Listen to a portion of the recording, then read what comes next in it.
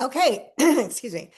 Welcome, Wendy Graham. Wendy is here as a woman in recovery, here to share her experience, strength, and hope on the usual topic of sex and dating and sobriety. I'm so grateful that you're here. You are a woman in recovery, so you kind of know the drill. I mean, just like most speaker meetings, I'm going to be asking you about what it was like, what happened, and what it's like now.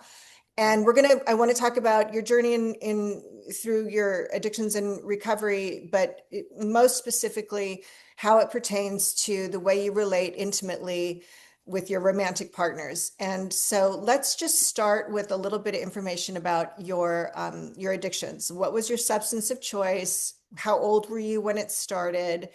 How did that spark appear? And just tell us about your early days of using and and then just kind of a little bit along that journey. Okay. I started drinking. Drinking was my drug of choice.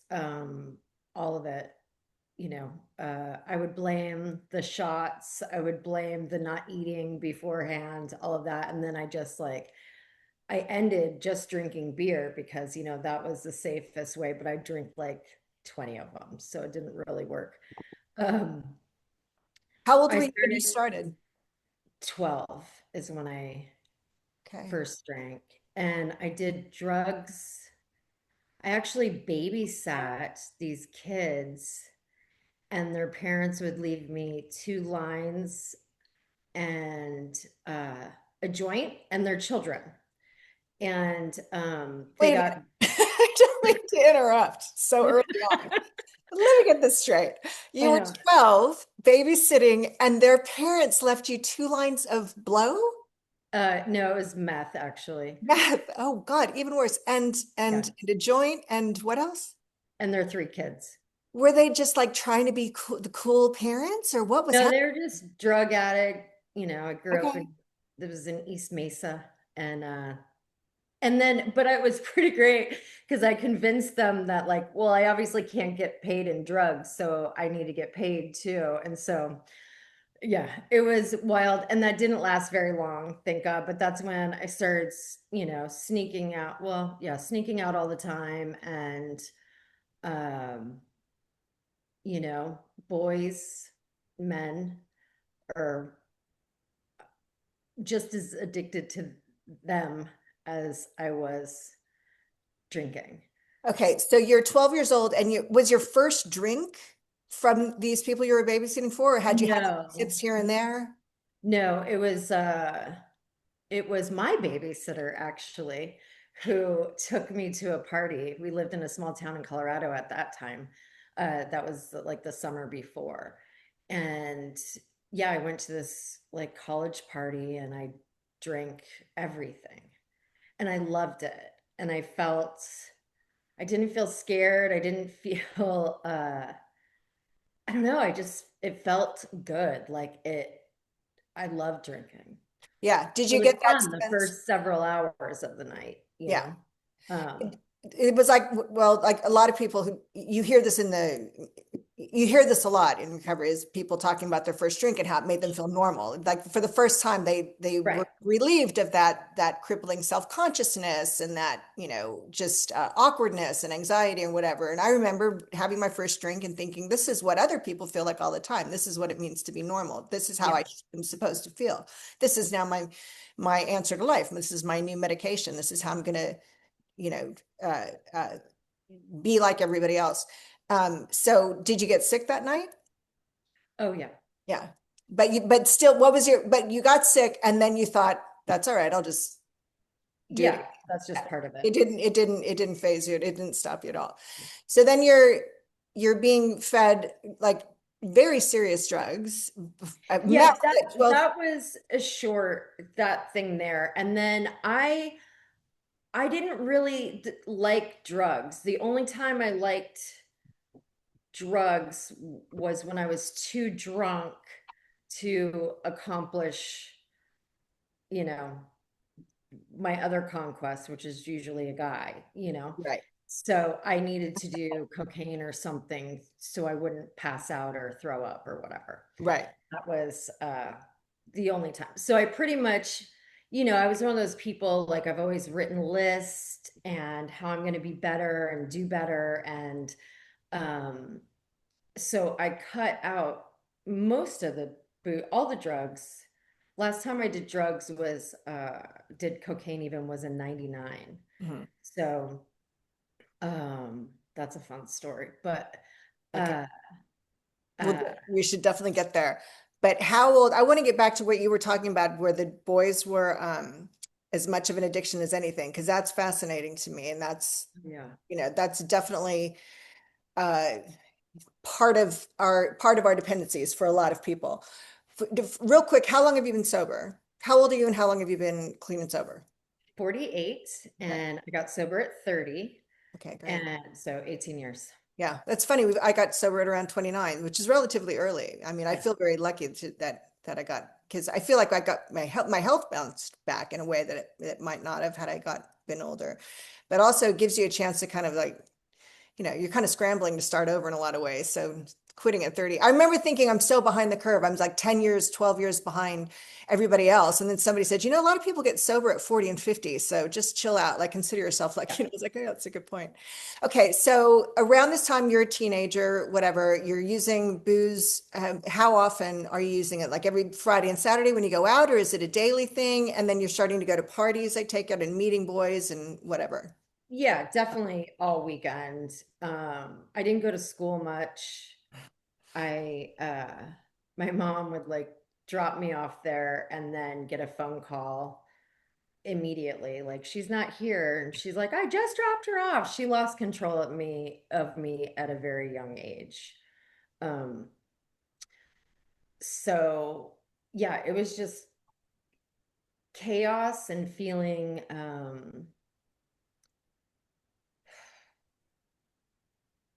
just scared. I think I don't like to admit this because I don't want anybody to like see my weaknesses. I started reading your book and you talk about the tough girl thing.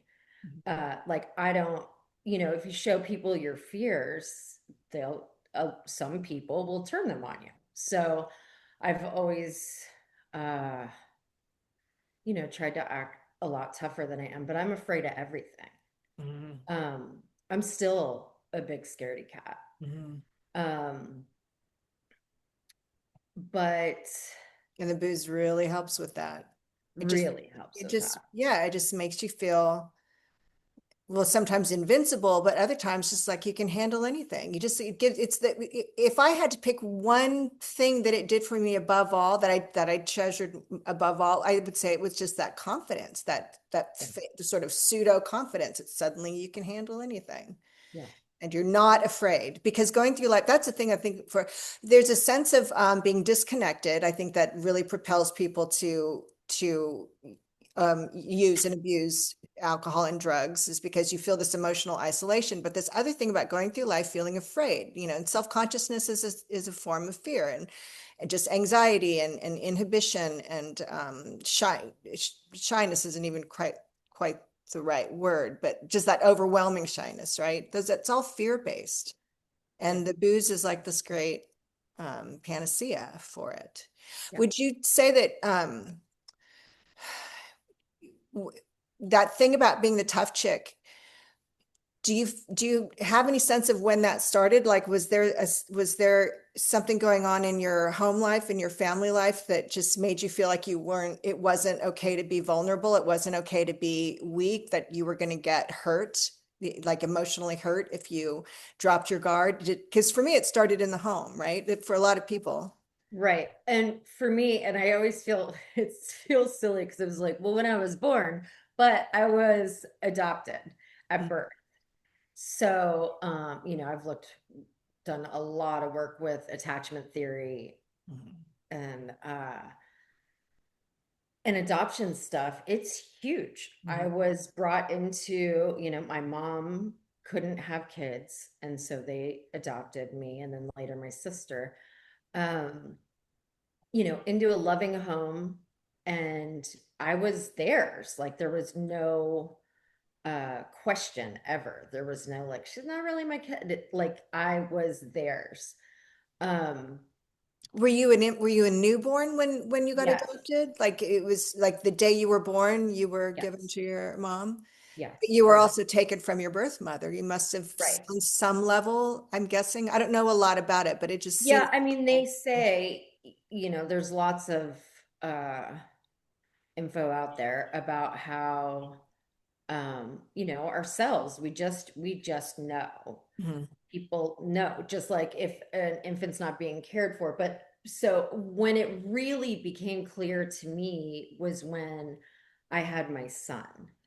Um, I I like to say that I never stopped screaming because uh when Spicer was born, they, all babies, they're born, they're crying, and they're clean, the doctor's cleaning them up, and uh they're crying and they're crying and they're crying. And I had a C-section, so they were like working on me. And then they brought him over to my face and put him next to me. And I said, "Hi, baby." And he stopped crying. Oh. And that's when I was like, it just makes sense. Like, so even though I was so loved, Mhm. it's like, you don't, and then I always knew I was adopted. Mhm. And there was a book back then called like A Chosen Child, where it talks about how important you are. And it's like a lot of, even though it seems really positive, it's a lot of pressure, and perfectionism came out, and stuff like that. Because you don't want, if your mother can give you up, it's like no one feels safe. Yeah. So, and these are not things that I knew, I just felt it and felt a huge hole in my stomach and pit, and like didn't understand. And then there's the whole fantasy life of like what my natural mom and dad were like, and what that life would be like. And so during all that craziness, when I was 12, I ended up reaching out to my natural mom, and meeting them. And so I have a relationship with them. But so after, that, my dad who adopted me, he died when I was 7 from a rare brain tumor. So those two abandonment wounds, Right. like, it wasn't like you're not loved, I gotta go, in either case. But that's not how a child holds it. No. Not how this child held it. No, no, that what you don't know any different. You just know that your parents are kind of your gods, and then they just disappear. Right. In a child's mind, there's probably a lot going on, but part of it is what did I do? Because your whole world is, first of all, I think we kind of need our parents to be perfect because they're taking care of us. So we get in our mind that they're like these gods, and so if they disappear, it's not because something went wrong in their world, it's because we must have done something wrong. And so this very subconscious idea of I'm not good enough to be loved, or there's something wrong with me, or I'm not lovable, or I can't rely on getting my needs met, getting the love that I need, the protection, the security that I need, all of that stuff comes in. And then I'm glad that you're familiar with attachment theory, because I think it's such a fascinating topic. And I want to like kind of delve into that later, more about how you feel like, what happened to you contributed to your attachment style. But I'm sorry to have interrupted. Yeah, keep Oh going. no, that's Yeah. yeah, the attachment style. That was a big deal and really eye-opening.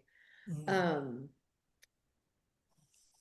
yeah, I mean, I feel like I was disorganized, or for a long time. And I we do what we do, where what's modeled is what we look for or try to heal, not knowing that we're trying to heal it. But so I continually uh sought unavailable people.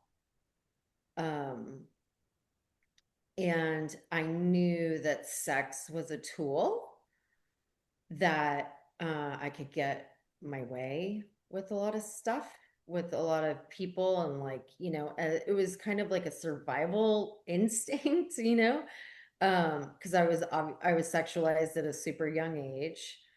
Um, How young? oh, the first time I had sex was also at 12. 12 is a very rough year. Um, Yeah. so when all my nieces turned 12, and then when my stepdaughters and then my son turned 12, like I was just in panic mode. I'm like, this is the crossroads. Yeah, I mean, 12 is you're still a child. I always consider myself quite the first time I tried to have sex, and I say try, it's I was too tight and he was too big, so it didn't work. But everything else that would normally happen in a sexual encounter was happening. It just the penetration part didn't work. And I was 14, and most people are kind of surprised to hear that because it's very young. 12, the difference between 12 and 14 is huge. It's not like 14 and 16 almost. It's really big. You do a tremendous amount of aging, I think, in those 2 years. So you're still a child at 12.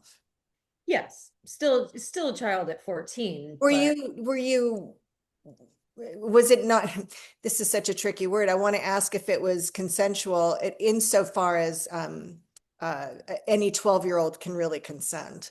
Or was it a situation of like assault or something like that? it was an assault. It was not a good situation. It wasn't a boyfriend, and the next couple were not. Um, and then there was a much older guy. Well, he was like in his late 20s, and uh, And you you were know, what, like still 12 or 13, 14 uh-huh. by then? Yeah. Yeah, so And that's much older. I mean, yeah, and he's I want to really, say this, since we are talking about sobriety and steps and stuff. I worked with a woman, the most thorough sex inventory I've done. Like it was so thorough. I was calling my friends from like all times of my life going, "Hey, name a guy I slept with, or name a guy." And so then they would, and I'd be like, "Oh my God, I forgot about that." So I did the most thorough, honest inventory with a woman who I love and trusted, and she was going through a divorce, and her husband was a cheater. And I had sex with some people I shouldn't have, some married men or whatever. So I think she got very triggered by that. But she made me discuss, like really take ownership over the older man, grooming me, whatever, when I was 12. wow. And it took a lot of undoing to know, because like you said, that is a little girl. Um, and even though like I thought I was sexual and like knew what I was doing, I was 12. Have you seen a 12-year-old? Like they're babies. Um, so anyone who sees this and felt more shame by doing a sex inventory, you know, what happens when we're kids, even 12, 14, whatever. I mean, that's a minor. Um, that's not that wasn't my fault. No, there's a reason we have an age of consent because you Right, can't really consent at right, those ages. You can't. right. Your brain is not developed enough. You don't perceive the reality of the entirety of the situation.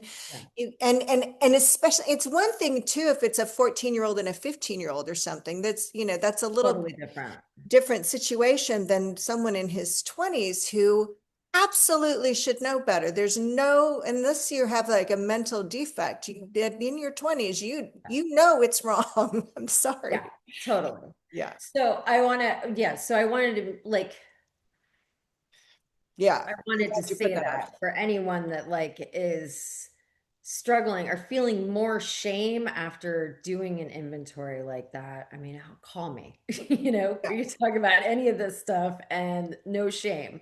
Um, but it's not, so what happened wasn't my fault with that.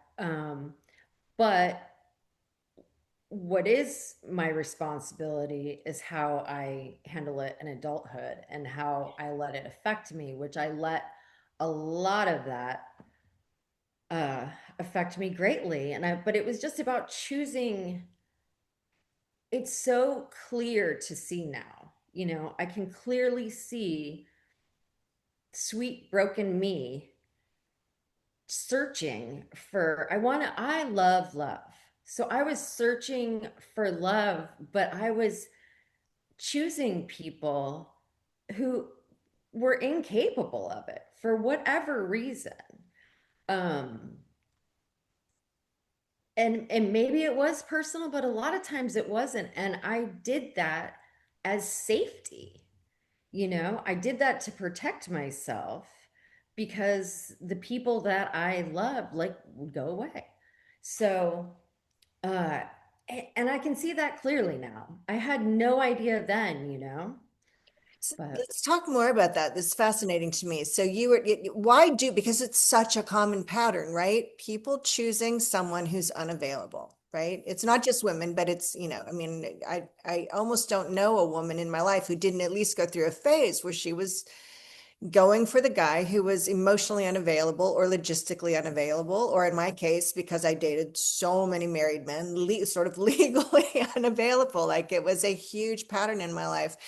And there's a reward in that. You don't do something unless you don't have a pattern unless there's a reward, right? So what right. is that reward? Like for me, I think it was partly the vulnerability of going for someone who is actually emotionally available and could enter into a genuine, intimate relationship and really see me was terrifying. I couldn't do it. If I went for somebody who was emotionally unavailable, then I would never successfully have a deep, meaningful, genuine, intimate connection with them, and I would never have to truly reveal myself to them. And then I think there's also, I had this sort of pattern stuck in my head that the people who love you, like, a lot of this comes from our relationship with our parents. My father delighted in me. He made me feel very loved and cherished. I say this, and I bring this up in almost all of these interviews.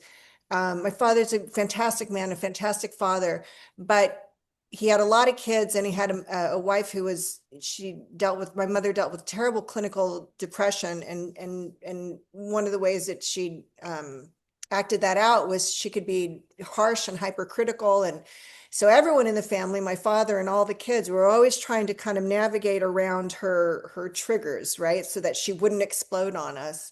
And so when I would get needy, emotionally needy, my father he just checked out. His eyes would glaze over, he'd leave the room, or he'd mentally leave the room. And so I started pursuing men early on who seemed to really like me. Like I didn't go for guys who weren't into me. I seemed to would kind of go for guys who were into me, but I never would they were never the kind of guys that if I showed any kind of human need at all, they were going to check out. They only liked me as long as I was happy and joyful and sexy and available. But as soon as I was human and had an Right. emotional need or whatever, like they were going to check out. And that pattern existed from 14 to 50 something, right? 50 to probably 14 to 44 at least. Let's say that. So 30 years, right? That was my pattern. Yeah. And then when I finally met a guy who both loved and cherished me and delighted in me and was dependable and wanted to see all sides of me and accepted all sides of me and wanted to be there for me when I was upset, I didn't trust it. I didn't trust it for 3 years. It took 3 years for that man to convince me he was not going to leave me for having a mood swing. Right. So that Yeah, was because my pattern. well, So, clearly there's got to be something wrong with him. yeah, I know, right? I was like, what's Like, wrong? what is wrong with I this know. guy? He's Yeah. so why does he want to be around me? I'm Yeah. not. Yeah. Yeah. So Yeah. you have a pattern too? Like, did you have any I really good love relationships in your youth? it's kind of like I love longing. I love a challenge. I love winning. Yeah. I love I love seeing people's potential. I love not what they're doing, but what they're saying. I love my love language used to be words of affirmation, but that has changed once someone stopped feeding me a line of bullshit and actually shows up, you know. I'm like, wow, it's not, it was I needed that verbal validation all the time because there was zero action behind any of it. So that is flipped. But the longing, and I've had depression my whole life. So uh, there was I'm gonna, if I can win this guy who's unavailable, doesn't even show up for himself, he's gonna magically show up for me, then it'll change, it'll heal my heart and all the people who weren't able to stay and show up. But then when it didn't happen, it also got me right back in the cycle of, see, everybody leaves. Everybody leaves. You're not good enough, blah, blah, blah. Yeah, you just perpetuate that Right. belief, that core belief that you're not good enough to make them stay, that you're not lovable, whatever. Yeah. So when did you, so did through up until the time you got sober in your 30s, did you have any real lasting relationships? Uh, eh. One pretty good one for a year and a half. I ruined it with like jealousy and booze. Mhm. But Do you think you sabotaged it? Because I can tell you every time I actually really connected with someone, had that great chemistry and compatibility, and things just started actually working out, I would do something to sabotage it because oh I yeah. didn't feel like I was worthy of Oh yeah. I mean, a good guy was just weird and it. No, it's so sad. I'm sorry. That's exactly it. it's like What's there's wrong with something you? totally wrong with them if Yeah, and that it's so fucked up, but I'm to a place now where it's like yeah. that's what I thought. I mean, I honestly, I remember this one guy my freshman year in high school. He was like captain of the football team, just super handsome, just and the nicest guy, like the perfect guy, right? And all my cheerleader friends were just shocked that I was the one he wanted. And I just thought, there's no way there's not something weird happening. There's just, this can't be real.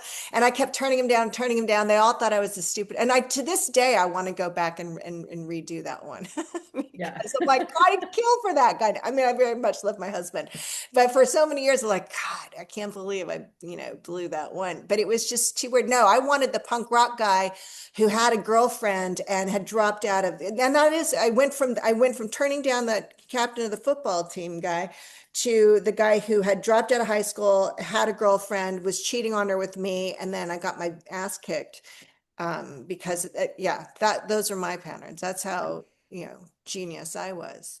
Yeah. And so you got sober at 30. How did that happen? What propelled you to and make those changes? It was becoming, I had some friends on the road, like it was becoming pretty clear to everyone that that's what was going on with me and that was my problem. And some stuff went down one day on the road and my friend brought up my drinking. And I was like, I didn't even drink last night. And they're like, yeah, that's not One night. still the problem, you know? And I was like, what do you mean? I didn't even drink that much. I probably, just Yeah. had a beer or two. But that and I was seeing a therapist and she asked me, uh, I never saw her in person because I was always on the road back then. And Yeah, what so did you do? Just out of curiosity, you were managing a band or tour something? manager, production, all kinds of fun stuff out there.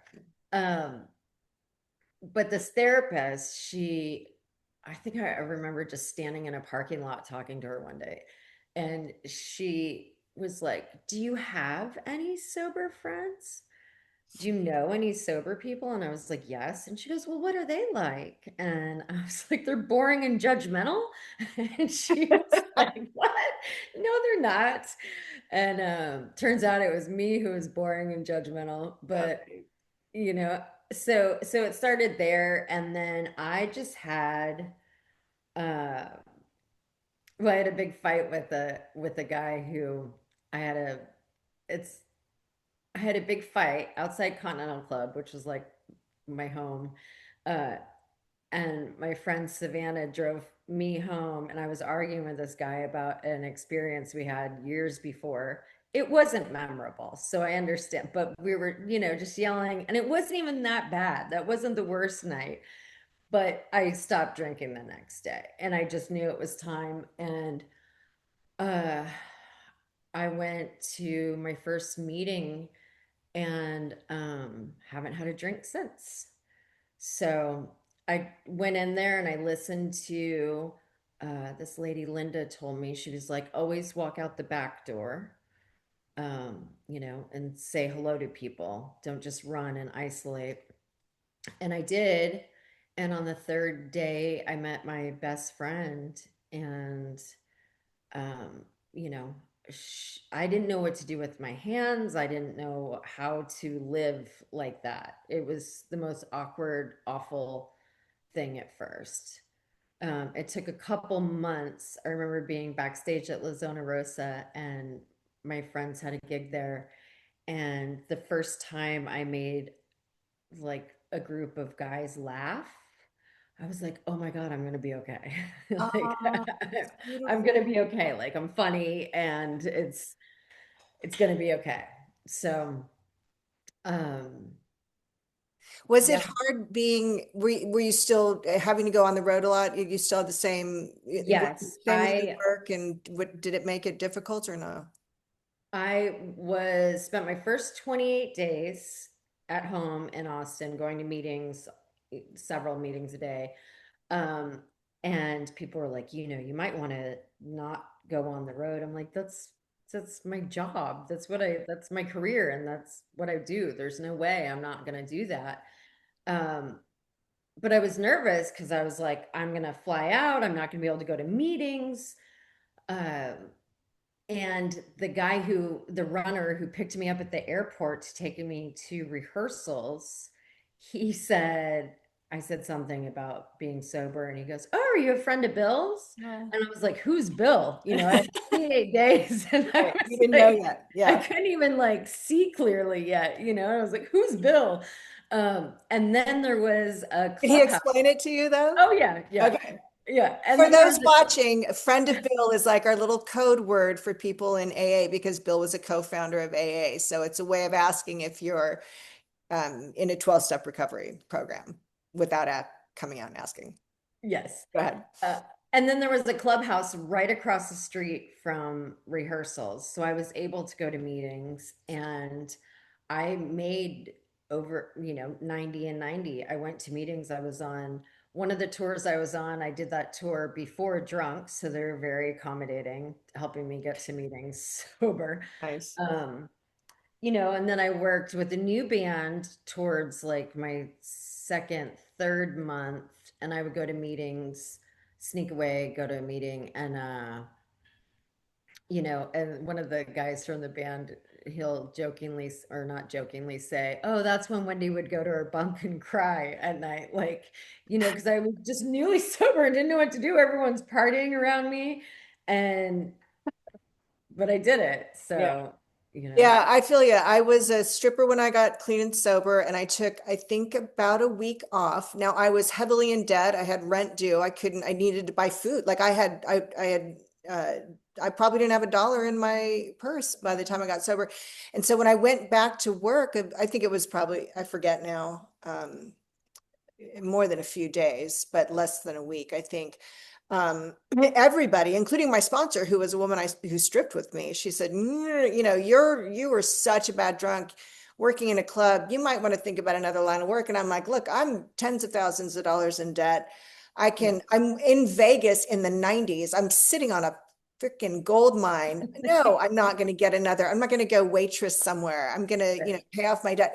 But I did make the promise, if I can't get through my first shift without drinking, without being so obsessed with getting a drink, I'll leave. I said, but I'm gonna make it. I'm gonna sit here for 8 hours, even if I have to sit in a corner and sit on my hands. I'm gonna try to get through one shift, and if I can't do it, then I'll quit. And I had this incredibly weird, I call it a spiritual experience, where the whole time I'm at work, I kind of had this, sense of missing drinking because everyone around me was drinking and people were offering me drinks, but I just felt this weird bubble of protection. And the whole time I'm at work, I was functioning, making money. I was a little bit shyer than usual. I wasn't nearly as, I wasn't able to hustle the way I used to for, that didn't come back for a few weeks. But I didn't have the compulsion to get a drink. It was, the funny thing is, and I was just amazed. Like, I thought, oh, this is a gift from my higher power, without a doubt. This is some kind of weird miracle.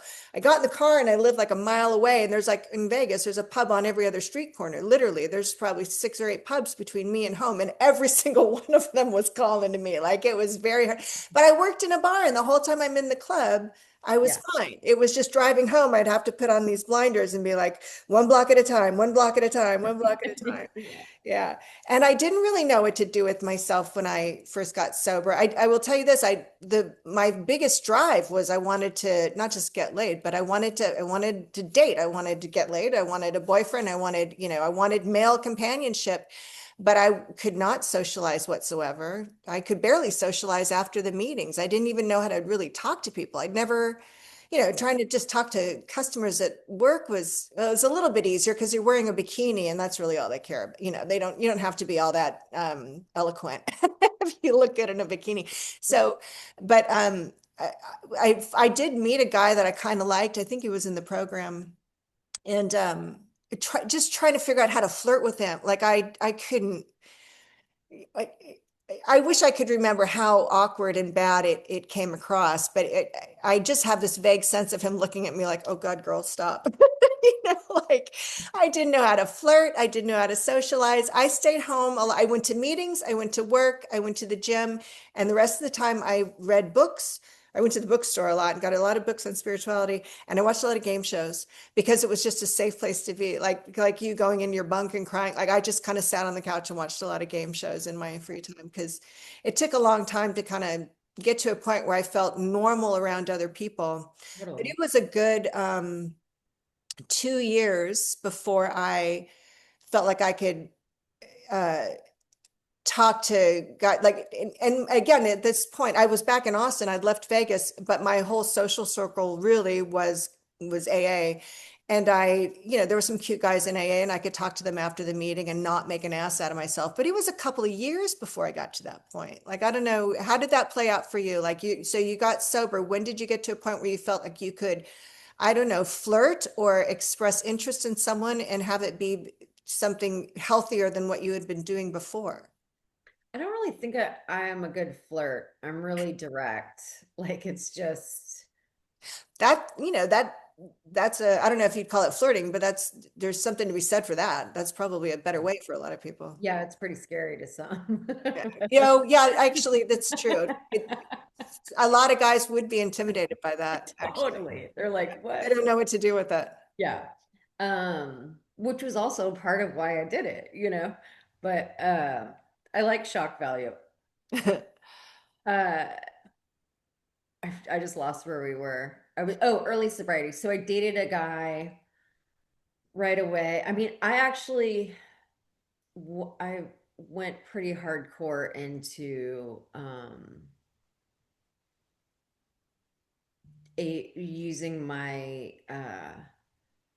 wasn't drinking, but the sex stuff got more intense. Um, In sobriety, you mean you were using sex to change the way you feel? yeah. Yeah, a little And bit like a drug almost. A lot of us, because right. that's I should say for anyone watching, that's not uncommon. We can switch addictions to something more behavioral oftentimes, whether that's gambling, sex, working out, eating, less of a substance oftentimes. But we very often use sex and and love as a new kind of addiction or Yeah. compulsion, right? Well, it was always there. Like it wasn't like I gave it a rest at any point from like 12 to 30, but it was more obvious to me, how awful it made me feel. Oh, this is interesting. So I used to um I'd have sex and I'd be like, "Oh, it's fine. I can have casual sex." And I'd try so hard to convince myself of that because the next day I would feel awesome and because I'd still be on that high. But the second day after that was always awful.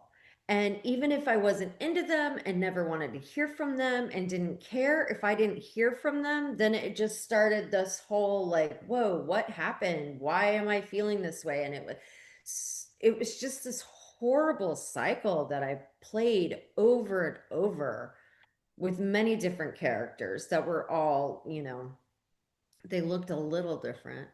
Yeah. So to describe your sort of your attachment style, because for those who are listening and don't know a lot about it, definitely go Google it because it's fascinating stuff. But I mean that it's there's a lot of sort of subcategories, but at its most basic, there are, I guess you would say, three types of attachment style. There's the anxious, which is I always think of as someone who's kind of clingy and panicky if their partner tries to leave them or pulls away in any way. Then there's the avoidant, which is kind of very much where I was coming from for most of my life, which is kind of like I think I kind of went back and forth actually from anxious to avoidant, and I think that's one of the Right. subgenres. But where you're sort of you're avoiding getting too close because it's too scary for you, so you keep a lot of people at arm's distance, and that's a whole. And a lot of times you get someone with the anxious style going for someone with an avoidant style, and it's just this constant tension and heartache for that person. Right. And then of course For there's both of them, for yeah, for both. both of them, and then Even there's though the avoidance might not even realize, but they're creating the same pattern yeah, too. yeah, and they're not And being it's fulfilled. They're not having a fulfilling, genuine right. emotional. And we all do it for it's the same reason. It's fear of intimacy, it's Right. fear of being seen. Mhm. Um, whether to close down or because I'm real good at shutting down if I feel like someone's gonna be there, but the moment, so I fall definitely more in the anxious attached, um but it was very disorganized too. But the moment anyone saw me and wanted to be with me, like, couldn't do it. Mhm. um That's the irony, right? yeah. Yeah, like you crave it and crave it and crave it, and then somebody's open to it, and then you're repulsed by it, and you want to Yeah. push them away. Yeah. So when did that start to change? Because you've been uh sober for 18 years.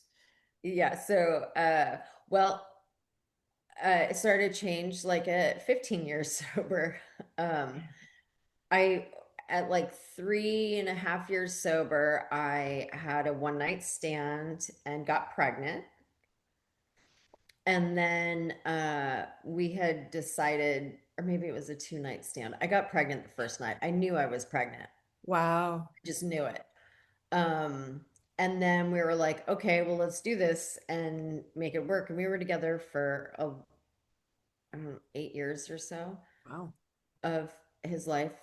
He relapsed and had major jealousy stuff, and it was really, really rough. And I also thought he was going to die, and I was worried about my kids, my stepkids, and my son, worried about them not having a father because I didn't have a father, and like all this stuff, and it was a nightmare. Well, at the same time, like being I was given the best gift of my life, which is to be a mom. Um, I wanted to be a mom and married since I was two. And I've still never officially gotten married. Um, I've been a wife, just not a bride. But uh, so did all that. And then after him, I went way hardcore into sex again and trying to figure it all out. And And then I did some ceremonies because at the same time, I'm doing therapy the whole time. I'm trying to be better. I sponsor, I have sponsor, do the steps, do all the stuff. And why do I still suffer from major depression and blah, blah, blah. So I ended up doing an ayahuasca ceremony and was really able to see myself clearly. Oh, that's so great. That's Um, great. I've heard some wonderful plant medicine stories in the last few years, and I'm so glad that I really appreciate you being open about it because I think for some people, I mean, look, the 12 steps gave me a life. They taught me how to. They gave me coping skills. They taught me. They kept me sober, but they didn't cure my depression, right? yeah, They didn't. There was a lot of other things that went into me getting to where I got, and it also took longer than it might have otherwise had I known that there were some other avenues I could be investigating, right? So the 12 steps worked for me really well. They got me sober. They saved my life, but that doesn't mean I shouldn't have been looking in other directions, and I found a lot of help in other places. And I think plant medicine is definitely something that needs to be part of the conversation. So yeah. please, Yeah, yeah, and there was it's I've struggled with the where do I fit after that because there's some hardcore people. I mean, there's people who say antidepressants shouldn't you shouldn't be on them. And those people are killing people by telling them by pretending to be a doctor and that they know what's best for anyone. Um, yeah, they really helped me. I will say they really helped me, and yeah. I know that they're probably overprescribed. I'm not a expert on it, but I think they probably are overprescribed. But I think there are some people that they're life saving for. Yeah. I was one of them. Well, yeah, during all trying the different antidepressants, and this was, 10 years ago, I was also like 37, 38 years old and already very deep into perimenopause. I hit menopause at 45. So all my hormones and and the and no one really knew about that. Like, thank God women are talking about that now. It's everywhere. Yeah. Like, that's the best thing Gen X women have done is Yeah. not shut the fuck up about menopause because it's Yes. horrible. Yes. you know 100%. 100%. I yeah, agree. but all the side effects I was having, like the night sweats, or like couldn't find a medicine that worked for the insomnia or the night sweats or any of that, like it was because my hormones were insane too. Mhm. So uh okay, I feel like I've gotten way off track. I'm sorry. That's what menopause will do. Oh no, I'm with you. And what's funny is I never had much in the way of PMS symptoms. I had a little Uh-huh. bit of cramping here and there, but my cycle for most of my life was pretty predictable and relatively easy. And so whenever women, and I'm terrible this way, whenever women would talk about their hormonal issues, I'd be like, yeah, Yeah. maybe it's hormones. I don't really, I'm not really quite, but, and then I hit perimenopause and, oh my God, I felt I wanted to apologize to so many women for not believing them. I remember one day I'm having an issue with my thermostat in the middle of the night. I couldn't quite get it wasn't where there was something wrong with the unit. And so it was something that would have been normally a little bit frustrating. You're like, damn it, I can't get it cool enough in here. And I lost my shit. I was hysterical. And I kind of step outside myself and I'm watching myself have this complete meltdown. And I'm like, what is happening here? And so I call my doctor who had already put me on progesterone, but enough years had gone by where the other hormone, estrogen, was now, the things were all completely out of whack. And Yeah. so he goes, I talked to him on the phone. He goes, I think I know what's happening. Come in, I'm going to do a test. And he explained to me really in depth what was happening with my hormones and how it was affecting my brain. And I never would have believed any of this stuff until it happened to me. And Oh, I tell you, I was single at the time and I was not really dating. I was actually a professional companion. So I was dating, but I was dating professionally. So you can kind of hide that stuff because it's like a job, right?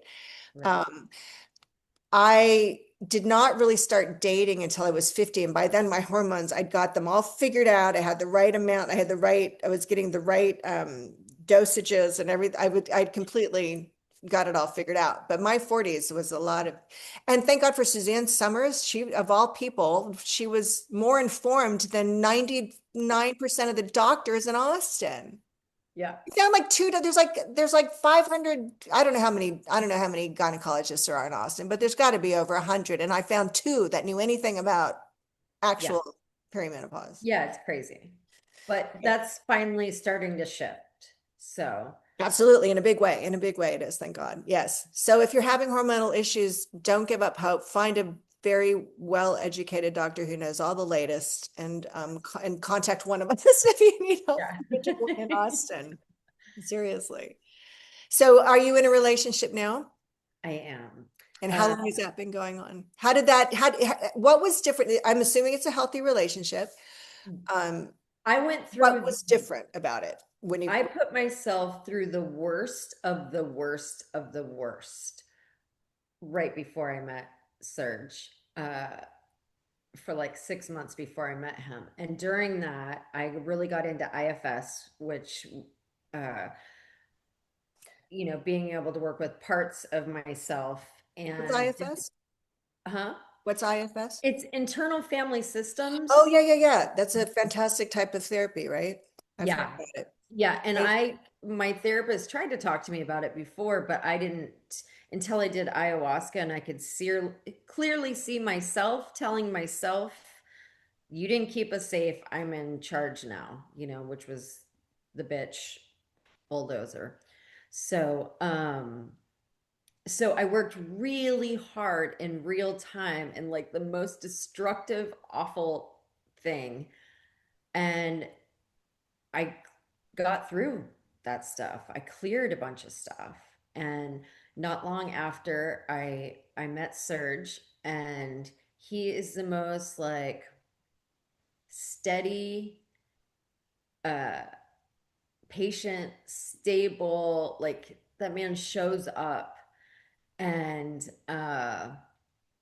Did you trust it at first? no, not not really at first. I mean, I did, but I didn't. I lived in Austin, he lived in San Antonio. So, I had that distance there. So that was great because I got to like get into longing and stuff. But like I said, like we'd hang out on the weekend, and then by Tuesday, I'd be like, I miss you so much. And he's like, he didn't miss me. And I was like, what do you mean you don't miss me? And he's like, well, because I'm looking forward to seeing you on Friday again. But like we have full lives, and I'm like, you're not longing for me. And he's like, well, no. And which really I wasn't either. I was just so in the habit Yeah, of like that's what like the fantasy land yeah. that It's what you were used to. right. Yeah. And being fed a bunch of bullshit, Yeah. he won't, I will beg him to feed me a line of bullshit. And it's very rare that he'll do it. But yeah, he's the coolest. He's my best friend, and it's like we've been together forever, but it still feels like fresh and new Isn't too. that the best? Hmm. Isn't that amazing? I feel like I skipped it when I met my current husband, which was 3.5 years ago. He wanted to marry me on date two, honestly, brought it up on date three. I had this, I was still kind of being my avoidant self and I didn't trust it. So I kept him at arm's distance. But when the veil was finally lifted and I had this like epiphany moment when I realized I'm in denial, I'm the one who's blocking this. He's not doing anything wrong. I'm blocking this out of fear. And I was like, again, the gift of the program, I kept inventorying my feelings. And finally it just hit me one day, like I'm the one who's blocking this out of fear. And I kind of forgot where I was going with this, but uh, um, what were we talking about? Uh, when you first met him and you were the problem. Yeah, well, wherever I was going with that, yeah, You were blocking it. yeah, but oh, I remember. So I have become, ever since then, that infatuation stage that I kind of skipped has now shown up. And so I'm becoming more and more infatuated with my husband, like after Awesome. we got married, like every day since. So I still get to have that, all the, tingly feelings and all Yeah. that. But it's funny. It's what one thing I've noticed doing all of these interviews is that when a person really dedicates themselves to working through their relationship garbage. Like you said, you did internal family systems. Other people have done other different kinds of therapies. Once one woman went to Sex and Love Addicts Anonymous. Once someone really starts digging, because the 12 steps are amazing. I had like 17 years of therapy plus daily meetings for many, many years. I mean, the 12 steps don't specifically address our intimacy issues. I mean, they do in sort of a big picture way. But what I found is that people who have real issues, real fear of intimacy, is once they really start digging into it with some kind of therapy or whatever it is that sort of uh, um, reveals the truth of it to them, that's when they meet their partner, and then and the whole relationship just plays out differently. Like it Yeah. doesn't have that same pattern, that same arc, that same trajectory where it's like you said, the longing, like you were just used to the longing, but that doesn't need to Right. be a part of a healthy relationship, really. Right. And it doesn't happen overnight. It took me 15 years because I did SAA, I did sex addicts, I did sex and love addicts, I've Pia Melody, read all that. I've tried so hard, so many different ways. Ayahuasca, EMDR, like I have EMDR, me too. tried so hard to get to the place and I just couldn't do it. And then finally, I guess it was just like everything and time, and I had to hit that final wall, I guess. But and it's not like you do it and then all of a sudden you're just better. It's that I see instead of freaking out because it's Tuesday, I'd be like, oh, it's Tuesday. Of course you're feeling a little wonky, because you want the longing to kick in. Yeah. So it's not that you don't feel that stuff. It's just I'm not reacting. Hmm. I don't feel that now. Like I don't feel anxious attached with Serge at all or avoidant. Like I just feel like we have a very like healthy, normal relationship. And then I look like we're, 48 and 50 something. And it's weird because like we should, but it's crazy how we carry on these patterns is for till we're old. Like we're older now, Well, like we should sure. be doing this shit in our teens, not in our 50s. But it takes what it takes, It's and it what was I worth think the it's. wait.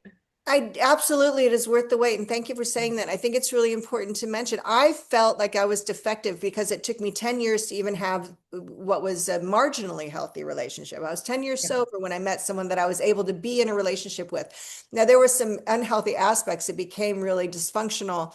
Um, in some ways over time. And eventually I got a handle on that and realized, oh, we need to break up. So in that way, it actually turned out to be a very healthy and healing relationship for me because I was forced to sort of face a lot of my ridiculous patterns.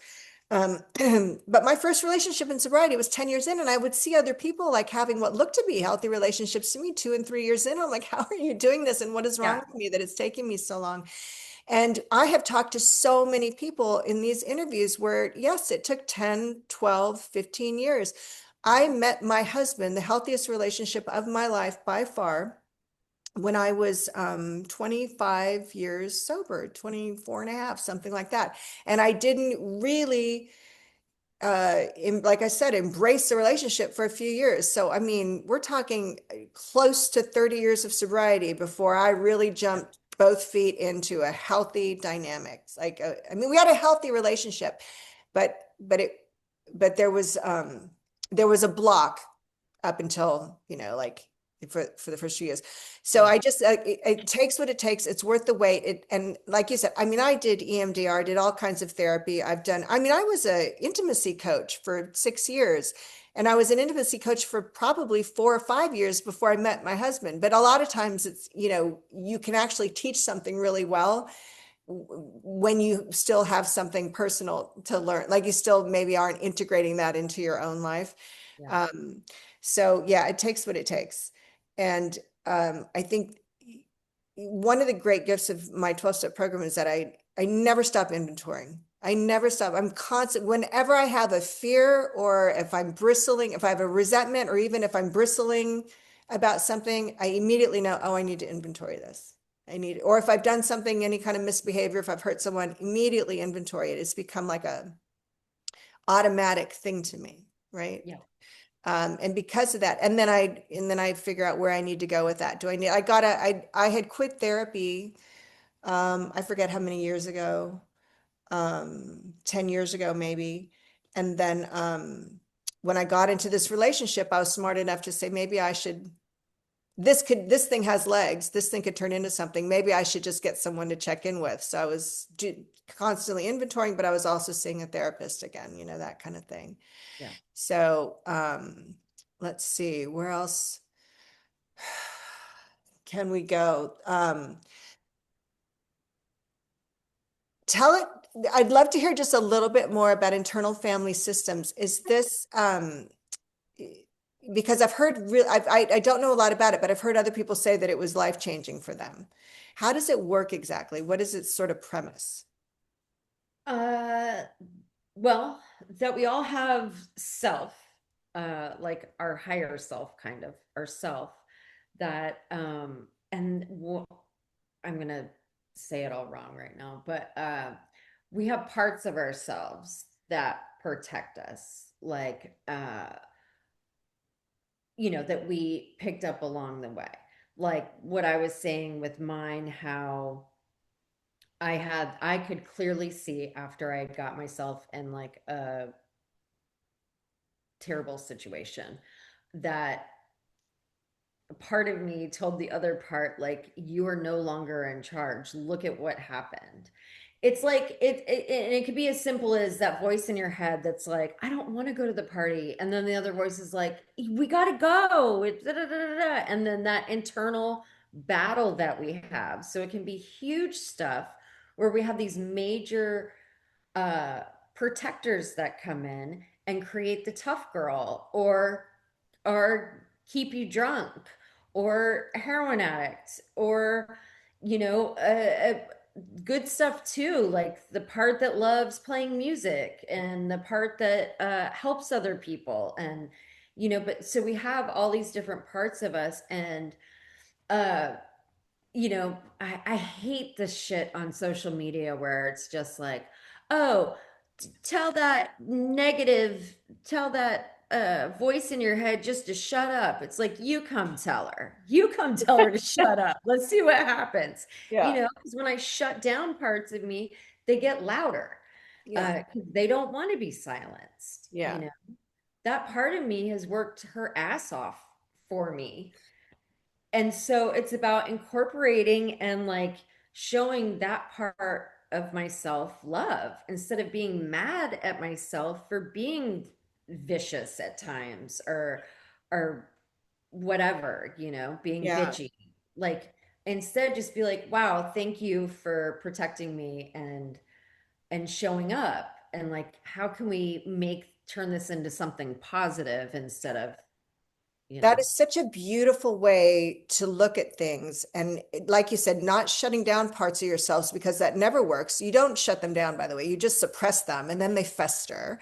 So if you can show them love and practice that self-compassion, and then also you learn, I would imagine you learn about yourself when you look at them instead of blocking them. This is fascinating. I'll have to look more into it because I hear so many good things about it, but Yeah, I'm it's really cool. I actually very did curious. I did a year coaching thing to become a coach, teaching, like coaching people with IFS, because I loved it so much. But I was just not, I, I don't, uh, I don't think that's my path, Yeah. but It I can be love it draining. that much. Yeah. Huh? I said it can be, yeah, I can see how you would be passionate about it, but also that kind of work can be draining. Um, Yeah. I think in the end, yeah, you have to know what your path is. But well, I have to say, this has been fantastic. I so appreciate you coming here and being so raw and so candid and so open, um, because I think it's really beneficial for others. I think your story is really going to benefit others. And I just really appreciate you coming and doing this. Yes, thank you so much. And I love your book. Oh, And thank you. yeah, Thank and we have a you. lot of similar I'm halfway through it, so I'm excited to finish. But thank you very much. Oh, my pleasure. My pleasure. All right. Well, we'll call it. This will be my number 12. So this is going to be my last one for this year, in fact. So yeah, I'm really Awesome. glad we got to do that. I'm going to pick it up again next year, but thank you for being the one dozen that I wanted to do. I think I ended with a Awesome. bang. Yeah. And I hope we get to meet in person one of these days. So I hang out at the Continental Club somewhat myself, so maybe I'll see you there. Awesome. All All right. right. Take care. Thank you so Thanks. much. Bye. Okay.